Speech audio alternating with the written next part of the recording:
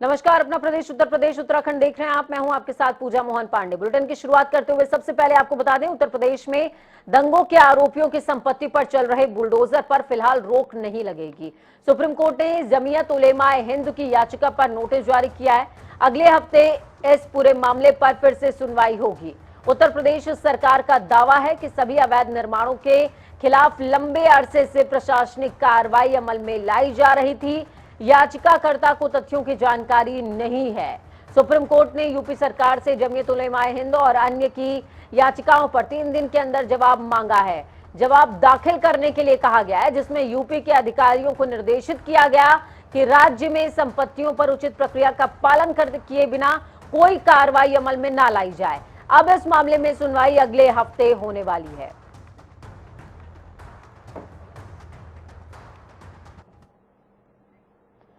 वहीं कांग्रेस नेता राहुल गांधी से प्रवर्तन निदेशालय की ओर से पूछताछ करने और पार्टी के दिल्ली स्थित मुख्यालय में पुलिस के घुसने को लेकर कांग्रेसी कार्यकर्ता देश भर में विरोध प्रदर्शन कर रहे हैं। लखनऊ में कार्यकर्ता राजभवन घेरने जा रहे थे। पुलिस ने उन्हें मॉल एवेन्यू पर रोक दिया और आगे नहीं जाने दिया। इससे आक्रोशित कांग्रेसियों ने जमकर नारेबाजी करी और कहा कि सरकार लोकतांत्रिक तरीके से प्रदर्शन नहीं करने दे रही है। सरकार तानाशाही पर उतर आई है, लेकिन हम पीछे हटने वाले नहीं हैं। इस पर पुलिस ने कांग्रेसी नेताओं को गिरफ्तार कर लिया है। दिल्ली में राहुल गांधी से ईडी पूछताछ कर रही है, लेकिन उसको लेकर आज ऐलान किया गया था कांग्रेस की तरफ से कि वो सभी राजभवनों का घेराव करेंगे। सभी प्रदेशों में कांग्रेस ने ऐलान किया था। इसको लेकर आज लखनऊ में भी राजभवन घेराव करने के लिए कुछ नेता निकले हैं हमारे, और साथ कुछ लोग हैं। सर, आज घेराव करने आप लोग निकले हैं, लेकिन पुलिस ने रोक दिया है। पुलिस कहां तक रोक पाएगी? पुलिस तो सिर्फ जुर्म और ज्यादती कर रही है। देख रहे हैं दिल्ली में किस प्रकार से हमारे इतने वरिष्ठ नेताओं के साथ पुलिस अपराधियों जैसा व्यवहार कर रही है। पुलिस नहीं, पुलिस तो खुद अपराधी बन चुकी है। तो अभी आप लोग का आगे कैसे, अब तो यहाँ रोक दिए। तानाशाह उसी से डरता है जो तानाशाह से नहीं डरता है। जो देश का तानाशाह है। राहुल गांधी जो पूछताछ हो रही है, भाजपा के नेता कह रहे हैं कि सिर्फ पूछताछ हो रही है। पूछताछ किसी से भी? पूछताछ किस बात की हो रही है? कोई FIR दिखाओगे? कोई कंप्लेंट दिखाओगे? पूछताछ किसी बात पे हो रही है? कोई कंप्लेंट किया हो, कोई FIR हुई हो, किसी विभाग ने कहा हो कि यहाँ नियमितता हुई हो, कुछ तो बताओगे। लेकिन ये मामला तो हाईकोर्ट में भी है। अरे हाईकोर्ट में खत्म हो चुका 2015 में ये मामला 2015 में इनकम टैक्स सारे विभाग ने खत्म कर दिया है। जबरदस्ती फिर ऐसा क्यों? इसलिए परेशान किया जा रहा है क्योंकि राहुल गांधी आवाज उठाते हैं। मोदी से सवाल एक ही आदमी करता है, वो है राहुल गांधी। अग्निपथ परीक्षा सवाल सुल्तान को सवाल पसंद नहीं होता है। सुल्तान की सबसे बड़ी कमजोरी होती है कि कोई उसके सामने मुस्कुराता है तो सुल्तान थर्राता है। हम मुस्कुराएंगे, सुल्तान थर्राएगा। सवाल सुल्तान से होगा और सुल्तान थर्राएगा सवाल से। सवालों से कांपता है मोदी। सवालों जब जिम्मेदारी मिली है तो जवाबदेही आपकी है। आपको जवाब देने होंगे आदरणीय मोदी जी। ये अग्निपथ की जो परीक्षा के लिए कहा गया है कि 4 साल की नौकरी हो, वापस लेना पड़ेगा मोदी जी को। ये देश की सुरक्षा और नौजवानों के साथ खिलवाड़ नहीं करने दिया जाएगा। ये अग्निपथ स्कीम को वापस लेना पड़ेगा। कांग्रेस के लिए भी कोई रणनीति बनाएगी? क्योंकि अखिलेश जो राहुल गांधी है जो आवाज उठाते हैं वो फिलहाल ईडी के मसले में फंसे। कांग्रेस ने जिस चीज को तय किया है वो मोदी झुक करके उसको वापस लिए है और इसे भी मोदी को वापस लेना पड़ेगा। तो देखिए, ये कांग्रेसी नेता हैं जो लगातार प्रदर्शन कर रहे हैं, और ये तस्वीरों में आप देखिए सभी जो कार्यकर्ता हैं वो इकट्ठा हो गए थे, लेकिन पुलिस ने बैरिकेड लगा के उन्हें रोका है। और राजभवन तक जाने के लिए जो बैरिकेड लगा दिए गए थे कि उनको रास्ते में ही रोक लिया जाए। फिलहाल यहाँ पर बड़ी तादाद में पुलिस भी मौजूद है और प्रदर्शन अब कहीं ना कहीं थोड़ा सा उग्र भी हो रहा है। पुलिस भी उनको रोकने की भरपूर कोशिश कर रही है और इस प्रदर्शन में कहीं ना कहीं जो महिलाएं हैं वो भी शामिल हैं। तो देखना होगा कि पुलिस उनको कितनी देर तक यहाँ पर रोक पाएगी। लेकिन जो तस्वीरें हैं वो जरूर बयां कर रही है कि जो कांग्रेसी है वो उनमें खासकर आक्रोश नजर आ रहा है राहुल गांधी से पूछताछ को लेकर। लेकिन ये पुलिस इनको बैरिकेड लगाकर कितनी देर कांग्रेस कार्यालय के बाहर रोकेगी ये देखना होगा। लेकिन फिलहाल जो कांग्रेसी कार्यकर्ता हैं वो कह रहे हैं कि तानाशाह सरकार इसीलिए राहुल गांधी को रोक रही है क्योंकि वो जो बड़े मुद्दे हैं उनको उठाते आए हैं। कैमरा पर्सन आशीष के साथ कौशिक भाई, जनता टीवी, लखनऊ। तो वहीं दूसरी तरफ देहरादून में कांग्रेस के राजभवन कूच को पुलिस ने राजभवन से पहले ही बैरिकेडिंग लगाकर रोकने का काम किया, जहां प्रदेश अध्यक्ष करण मारा, नेता प्रतिपक्ष यशपाल आर्या, विधायकों समेत काफी तादाद में कार्यकर्ता यानी कि कांग्रेसी मौजूद रहे हैं। तो वहीं कूच के दौरान कांग्रेसी नेताओं ने केंद्र सरकार के खिलाफ जमकर नेशनल हेराल्ड मामले में राहुल गांधी से पूछताछ और कांग्रेस भवन में हुए लाठीचार्ज का विरोध किया, नारेबाजी की, जिसके बाद पुलिस ने अध्यक्ष समेत तमाम कांग्रेसी नेताओं को गिरफ्तार भी कर लिया।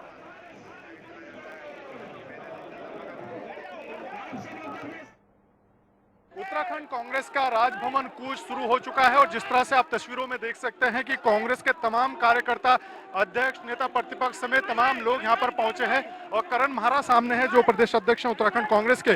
और जिस तरह से नेशनल हेराल्ड मामले में राहुल गांधी की लगातार पेशी हो रही है और लाठीचार्ज जिस तरह से कांग्रेस मुख्यालय दिल्ली में किया गया, उसके विरोध में देशव्यापी प्रदर्शन कांग्रेस की तरफ से किया जा रहा है। और इसी कड़ी में राजधानी देहरादून में भी कांग्रेस के तमाम कार्यकर्ता कांग्रेस भवन से कूच के माध्यम से निकले और राजभवन कूच का यह ऐलान किया गया था, लेकिन पुलिस ने राजभवन पहुंचने से पहले ही इनको रोका है और यहां पर जमकर जो धक्का मुक्की है वो पुलिस के साथ हो रही है।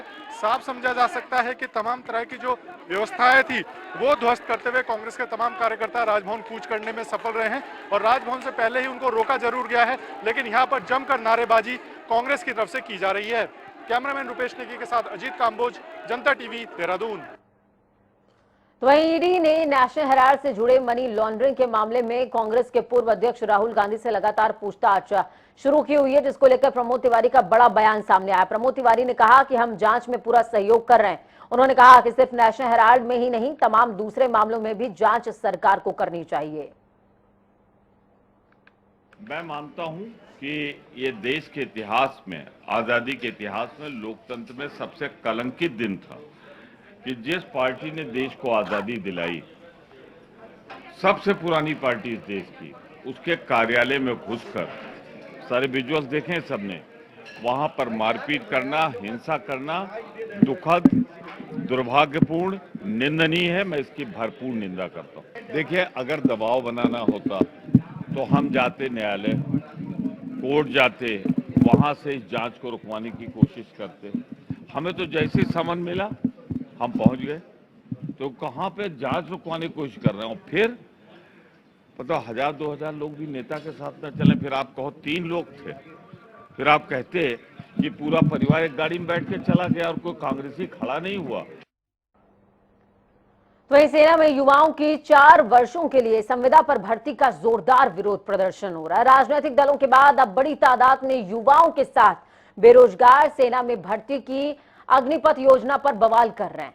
सरकार के इस फैसले के खिलाफ विपक्षी दलों के साथ ही अपनी पार्टी के नेता भी, यानी कि बीजेपी के नेता खुद विरोध कर रहे हैं। उत्तर प्रदेश के अलीगढ़ के साथ ही मथुरा, प्रयागराज, गोरखपुर, इन तमाम जगहों पर, देहरादून, न सिर्फ उत्तर प्रदेश बल्कि अलग अलग जगहों पर इस तरीके की तस्वीरें सामने आ रही हैं। गोरखपुर, लखनऊ, देहरादून, आगरा, फतेहपुर, अलीगढ़, तमाम जगहों की तस्वीरें आपकी टीवी स्क्रीन पर आप देख सकते हैं। प्रदर्शन कर रहे युवाओं ने इस योजना को रद्द करने की मांग की है और अग्निपथ योजना वापस लो के नारे भी लगाए हैं। केंद्र सरकार की सेना में भर्ती के लिए बनाई गई अग्निपथ योजना के खिलाफ मथुरा और आगरा में भी जमकर युवाओं का आक्रोश देखने को मिला है।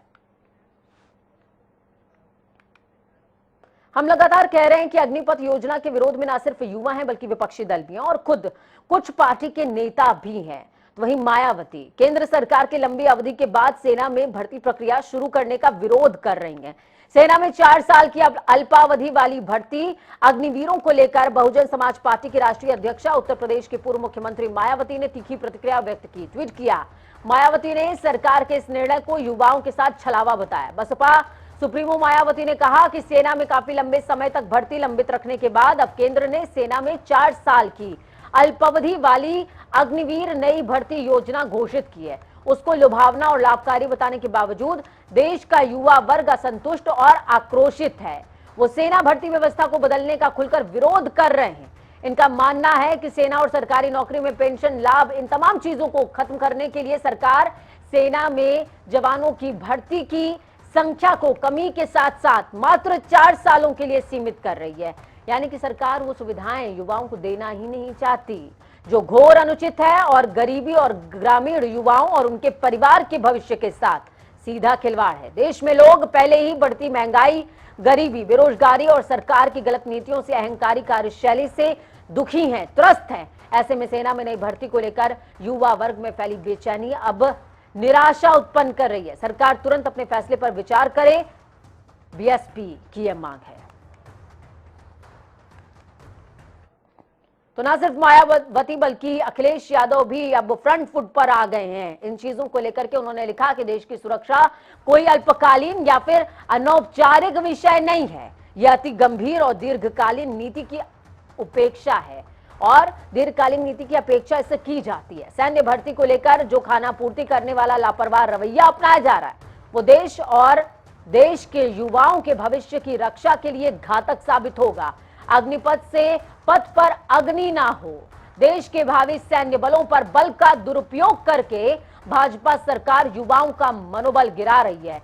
भारत माता का उद्घोष झूठे दिखावे का नहीं, सच्ची देशभक्ति का प्रतीक होना चाहिए। सेना का ठेकेदारीकरण देश और सच्चे देशभक्त युवाओं के लिए विश्वासघात के समान है। फौज आउटसोर्स का विषय नहीं है।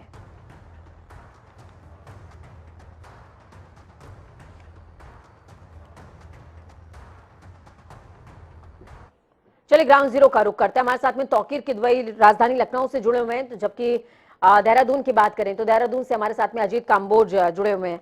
अजीत और तौकीर दोनों से ही सवाल है। सबसे पहले मैं तौकीर के पास जाऊंगी। तौकीर, आज गुरुवार प्रदर्शन का गुरुवार रहा, फिर चाहे वो कांग्रेसियों का राजभवन घेराव हो, बजरंग दल का प्रदर्शन हो या फिर कांग्रेसियों का हल्ला बोल और साथ में अग्निपथ के विरोध में विपक्षियों का एकजुट हो जाना, युवाओं का सड़कों पर उतर जाना, काफी मुश्किल भरा दिन रहा आज का पूरा।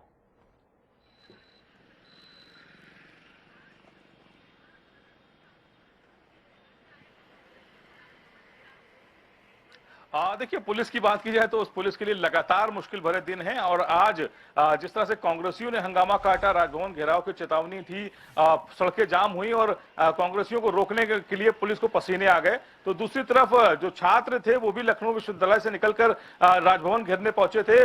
उनका भी आरोप था कि अग्निपथ है, जो स्कीम लाई गई है, योजना लाई गई है केंद्र सरकार की तरफ से, ये छलावा है और इसमें जो है भविष्य जो है वो जरूर आशंकाओं भरा रहेगा युवा का। तो फिलहाल उसको लेकर वहां के छात्र भी राजभवन घेराव करने निकल रहे थे, लेकिन पुलिस ने उन्हें भी रोका। और दूसरी बात, कल जुमा है, इसको लेकर भी पुलिस तैयारियों में जुटी है। आज एक पोस्टर चिपकाया गया था जिस पर पुलिस ने सफाई दी कि वो पोस्टर गलती से चिपक गए थे, फिर उसको हटवाया गया, पुलिस फोर्स बढ़ाई गई वहां पर आसपास, टीले वाली मस्जिद के आसपास। तो कहीं ना कहीं पूरा हौश पौश आज दिन भर पुलिस के लिए रहा। लेकिन जो सबसे बड़ी बात है, जो अलग अलग राज्यों में हमने देखा है, खासकर अग्निपथ को लेकर जो गुस्सा है एक छात्रों में, उसको लेकर फिलहाल अभी यहाँ उत्तर प्रदेश में भी अलर्ट है। और ये माना जा रहा है कि क्योंकि बताया ये भी जा रहा है कि कोई एक परीक्षा थी जिसमें सिर्फ अब लिखित परीक्षा बाकी रह गई, तो एक बड़ी संख्या में जो सैन्य भर्ती के लिए जो छात्रों ने अप्लाई किया था उनको सिर्फ अब लिखित परीक्षा तक ही सीमित रह गया था। वो भी गुस्से में है क्योंकि एक बड़ी, अब क्योंकि सेना में जो तरीका अब अपनाया जाएगा वो सिर्फ अग्निपथ ही एक तरीका होगा जिससे वो सेना में भर्ती हो सकेंगे। तो फिलहाल आशंकाओं भरा जो जीवन है युवाओं का, वो डर की वजह से वो सड़कों पर निकल रहे हैं। और आने वाले समय में ये थोड़ा सा मुश्किल भरा और होगा पुलिस के लिए, क्योंकि जो अग्निपथ परीक्षा है, क्योंकि युवाओं में देखा गया है कि वो सेना में जाने के लिए काफी आतुर रहते हैं, उसकी तैयारी करते हैं लंबे समय से, और ऐसे में अग्निपथ अगर उनके लिए शंकाओं भरा होगा तो कहीं ना कहीं सवाल जरूर खड़े होंगे। तो फिलहाल आज का दिन तो मुश्किल भरा था ही और कल का दिन भी मुश्किल भरा नजर आ रहा है। बिल्कुल, चलिए अजीत काम्बोज का रुख करते हैं देहरादून। अजीत, बहुत मुश्किलें रही आज देहरादून के लिए भी, या यूं कहूं कि उत्तराखंड के लिए भी। अग्निपथ का विरोध चल ही रहा है, दूसरी तरफ कांग्रेसियों का हल्ला बोल भी था। कल जिला मुख्यालयों का घेराव करने की बात कही गई है, आज राजभवन का घेराव किया। बेरोजगार भी काफी ज्यादा जो है आक्रोशित नजर आए हैं। सरकार की नीतियों से संतुष्ट करने की कोशिश है सरकार की, लेकिन हो नहीं पा रहे वो। बिल्कुल पूजा, आपने ठीक कहा। अगर उत्तराखंड की राजधानी देहरादून की बात की जाए तो तमाम मुश्किलों भरा आज का दिन रहा है, चाहे फिर वो आम जनता की बात हो या फिर विरोध प्रदर्शन से जुड़ा हुआ। सीधे तौर पर उत्तराखंड का विधानसभा में बजट सत्र चल रहा है, ऐसे में तमाम सुरक्षा प्रशासन अमला जमला यहीं पर मौजूद है। इसके अलावा देहरादून में 3 बड़े प्रदर्शन थे, चाहे फिर वो कांग्रेस का राजभवन कूच हो, अग्निपथ परीक्षा को लेकर सीधे तौर पर युवाओं का सड़क पर उतरने की बात हो, या फिर बजरंग दल का विरोध प्रदर्शन। तो तमाम ऐसे प्रदर्शन थे जिनको सुरक्षा व्यवस्था को लेकर जिला प्रशासन को कड़ी मशक्कत करनी पड़ी। और सीधे तौर पर कांग्रेस के अगर विरोध प्रदर्शन की बात की जाए तो एक बड़ा प्रदर्शन था कांग्रेस की तरफ से, राजभवन कूच का जो कॉल किया गया था, ऐलान था, और उसको काफी हद तक वो करने में सफल भी रहे। हालांकि पुलिस ने बैरिकेडिंग लगाकर उनको रोकने का काम जरूर किया, लेकिन कांग्रेस भवन से लेकर राजभवन तक का जो लगभग 3 किलोमीटर का दायरा है, इसको काफी हद तक उन्होंने दिक्कतों से भरने का काम जरूर किया था। इसके अलावा अगर युवाओं की बात की जाए तो राजधानी देहरादून के दिल घंटाघर पर युवाओं ने इकट्ठा होकर प्रदर्शन किया है और सीधे तौर पर अग्निपथ जो योजना लेकर आई है केंद्र सरकार, इसका वो विरोध कर रहे हैं कि 4 साल के लिए आप कैसे युवाओं को जोड़ सकते हैं। आम युवा जो सेना में जाने के लिए लालायित रहता है वो कैसे 4 साल अपने जो शुरुआती 4 साल होंगे उसके जीवन के वो कैसे इसमें गंवाने का काम करेगा। तो तमाम चीजों को लेकर यहाँ पर सीधे तौर पर विरोध सबसे प्रदर्शन बड़ी हुए हैं। बात अजीत ये है कि युवाओं को ये इस बात की आश्वस्ति नहीं है कि 4 साल अपनी सेवा देने के बाद उनको वापस से नौकरी मिलेगी कि नहीं मिलेगी। सबसे बड़ी बात है कि अलग अलग सरकारों ने ये तो कह दिया कि वो अपने क्षेत्र की जो पुलिस सर्विसेज हैं उसमें प्राथमिकता देंगी, लेकिन प्राथमिकता देंगी तो जो पुलिस सर्विसेज के लिए और युवा प्रिपरेशन कर रहे हैं उनका क्या होगा।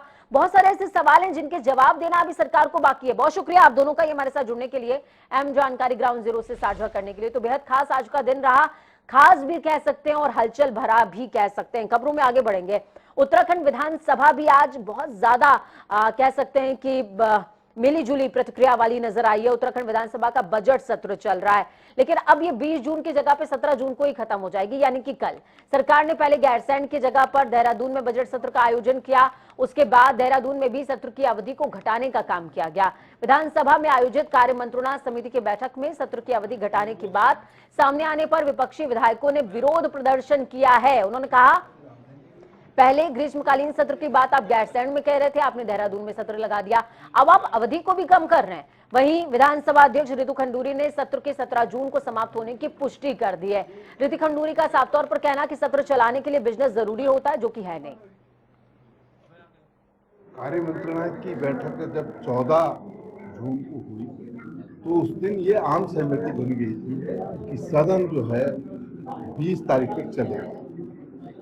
लेकिन अभी जब कार्य मंत्रणा की बैठक हुई, उस कार्य मंत्रणा की बैठक में जिस तरीके से सरकार अडिग है और चाहती है कि कल जो है सत्र का अवसान हो जाए, तो हमने कार्य मंत्रणा में इस बात का विरोध किया कि भाई जो सत्र की अवधि है वो निश्चित रूप से जो है 20 तक होनी चाहिए। कार्य मंत्रणा की बैठक हुई है, उसमें आज तक का हमारा निर्णय हो गया था, तो कल तक ही अब सत्र रहेगा और बजट पे चर्चा जैसे आज भी जारी रहेगी। उसके बाद जो हमारे ग्रांट्स होते हैं उसकी भी आज वो भी आएगा सदन में, कट मोशन भी आएंगे। तो इस तरह से कार्य मंत्रणा में ये निर्णय हुआ कि 17 तक सत्र चलेगा। तो बड़ी खबर, अहम जानकारी आपको दे रहे हैं देहरादून से। बड़ी खबर है इस वक्त की, कैबिनेट मंत्री चंदन रामदास को दिल्ली शिफ्ट किया जा रहा है। बीते रोज सदन में चर्चा के दौरान उनकी तबीयत नासाज हो गई थी, मैक्स हॉस्पिटल में भर्ती किया गया था। एयर एम्बुलेंस के माध्यम से मेदांता हॉस्पिटल भेजे जाएंगे चंदन रामदास। बेहद बड़ी और अहम जानकारी आपको दे रहे हैं। चंदन रामदास को दिल्ली शिफ्ट करने पर विचार किया जा रहा है। एयर एम्बुलेंस के जरिए मैक्स हॉस्पिटल में भर्ती थे। कल सदन की कार्रवाई के दौरान उनकी तबीयत नासाज हुई। शाम को पुष्कर सिंह धामी खुद उनको देखने के लिए गए थे, लेकिन तबीयत में सुधार होता नजर नहीं आ रहा है, इंप्रूवमेंट होती नजर नहीं आ रही है। इसी के मद्देनजर अब उनको दिल्ली शिफ्ट किया जाएगा। वक्त यहाँ पर छोटे से ब्रेक का, ब्रेक के उस पार खबरों का सफर लगातार जारी रहेगा। बने रहिए जनता टीवी के साथ, क्योंकि हमें आपकी ताकत, अपना और अपनों का ख्याल रखें। नमस्कार।